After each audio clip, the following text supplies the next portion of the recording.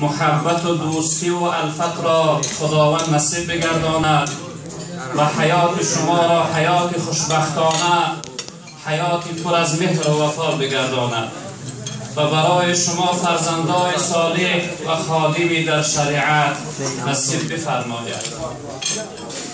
اکنون با اجازت بزرگانی که در این محفل هستند، خصوصا الهام حضرت سردار ما، مفتی ما و دام الله حمی جان و دام الله حبیب الله و دیگر بزرگان هم هستند، با اجازت اونها کمی صحبت کنیم تا اینکه این محفل ما نورانی گردد. همه شما را خیر مقدم میگویم. خوش آمدید نور دیده تاج سر. خوش آمدید که خوش آمد ما را از آمدن شما. هزار جان گرامی فدای هر یک قدم شما. اکنون برادران عزیز آهسته آهسته خوردن بگیریم، فقط گوش کنید. صحبتی که من میخواهم این لحظه کمی صحبت داشته باشم در باب نعمت جوانی هست، چون که اکثر شخصیت هایی که در این محفل حضور دارند جوان ها هستند. برادران عزیز، این جوانی خیلی نعمت بزرگی هست. این جوانی خیلی نعمت ارزشمند و قیمتی هست. باید که هر یک کدام ما و شما به قدر این نعمت برسیم. این نعمتی که الله برای ما داده از جوانی که تمام اعضای بدن ما کامل است، الحمدلله که تمام قوت و هستی ما در جای خود است. باید که این لحظه های جوانی را ما و شما در طاعت و عبادت و بندگی پروردگار بگذاریم.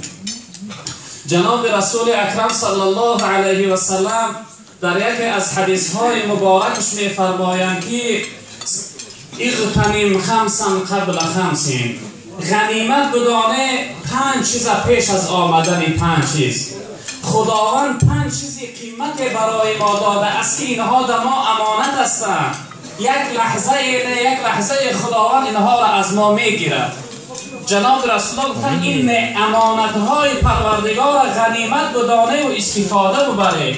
یکی از آن جمله و شبابک قبل حرمی، جوانی را غنیمت بدانه پیش از آمدن پیری. لحظه های جوانی این مثل لحظه گلی نو شکفته است. جناب رسول الله گفتن لحظه های جوانی را غنیمت بدانه در عبادت بندگی پروردگار بگذارید. و در روایت دیگر جناب رسول الله می‌فرماید که در روز قیامت وقتی که خداوند همه را در صحرای قیامت جمع میکند، از بین تمام مردم 7 گروه جدا میکنه و در سایه عرش جا میکنه. اونها را داخل رحمت خود میکنه، از عذاب و غضب خود اونها را نجات میده.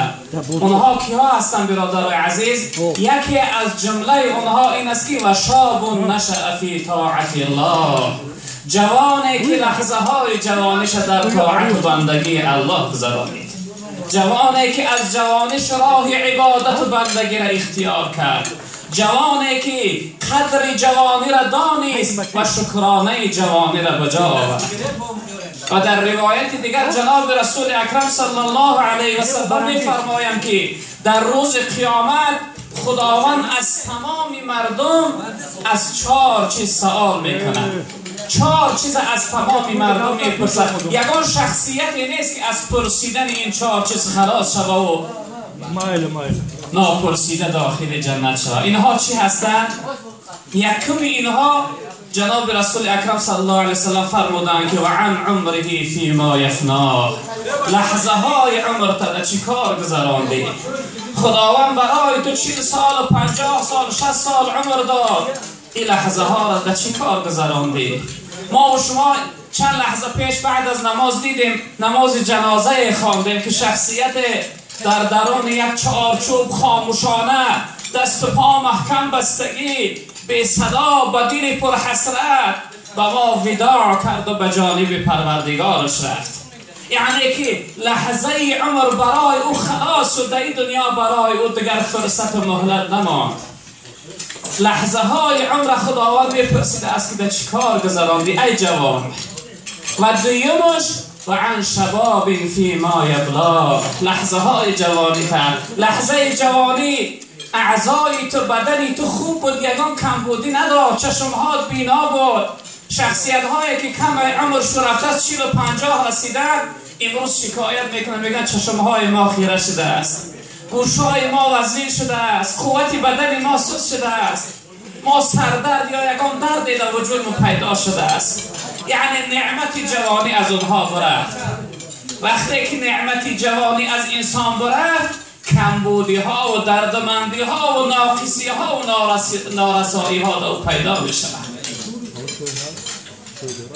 و سیوم چیزی که جناب رسول الله صلی الله علیه وسلم گفتن در قیامت پرسیده می شود و عن ماله من این اکتسبه و فیما انفقه.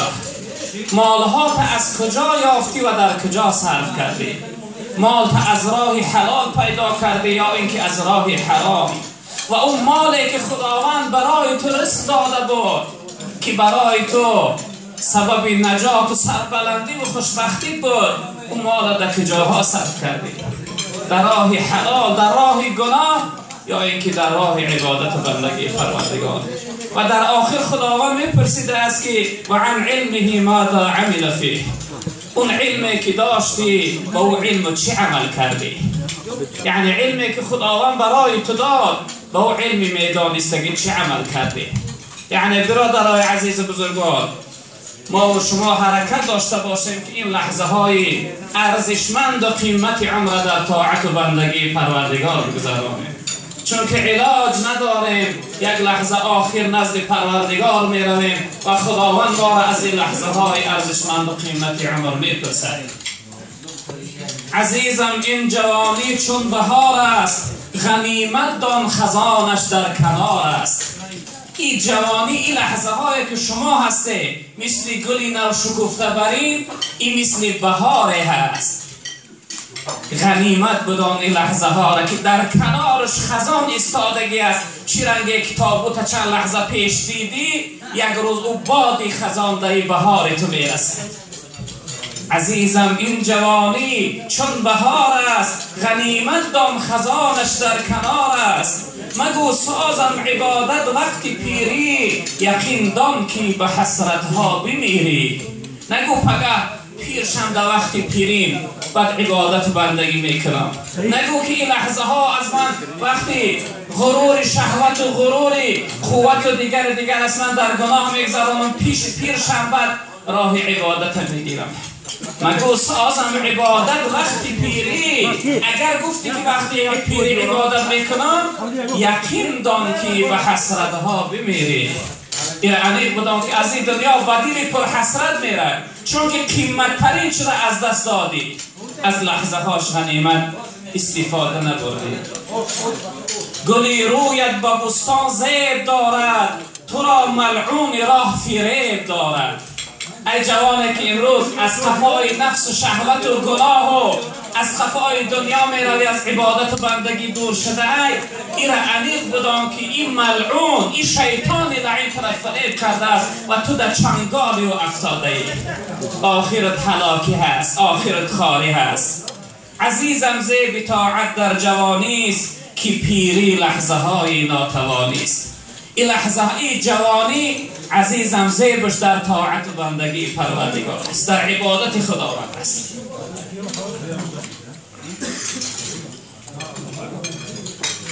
خب سه دعا کردن، دعا کنیم خداوند این خیر احسان و درگاهش قبول بگردان و توی مبارک بگردان و پروردگار همه جمعیت ما را خاتمه بخیر بگردان و صلی الله تعالی. کسی خوب دست بخیزه میگه دیگه شخصیت ها بدرویم. عزیزم، زیب طاعت در جوانی است که پیری لحظه های ناتوانی است. لحظه ها زیب طاعت و بندگی پروردگار برای ما شما در همین جوانی های برادر عزیز حرکت داشته باشیم که لحظه هاش در عبادت و بندگی خدا بگذرانیم.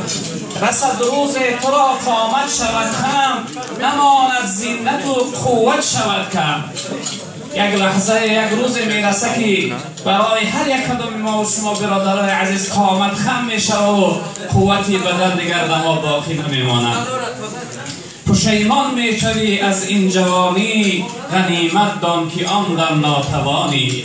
از این لحظه ها اگر استفاده نبردی، اواخیر پشیمان میشوی و دیگر از دست تو چیزی نمیآید که طاعت و عبادت کنی. عزیزم قدر جان را بیشتر دان، رضای حق ز شیطان پیشتر دان.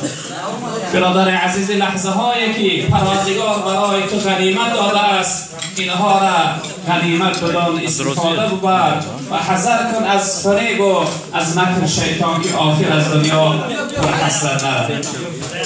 خیلی در آخرم دعا کنیم که خداوند توی مبارک گردانه و این دادر عزیز ما را حیات پربرکت. اون دعایی که اکید الله کرده بودن، اون محبتی که بین آدم و حوا و یوسف و زلیخا و لیلی و مجنون و علی و فاطمه زهرا و خداوند اون محبت در بین اینها برپا بداره و پروردگار این خاندان همه وقت همیشه خرسند و شاد بگردان. جمعیت ما را خداوند عزت و آبروی دنیا و آخرت نصیب بگردان. صلی الله تعالی علی سیدنا محمد و آله و اصحابه اجمعین.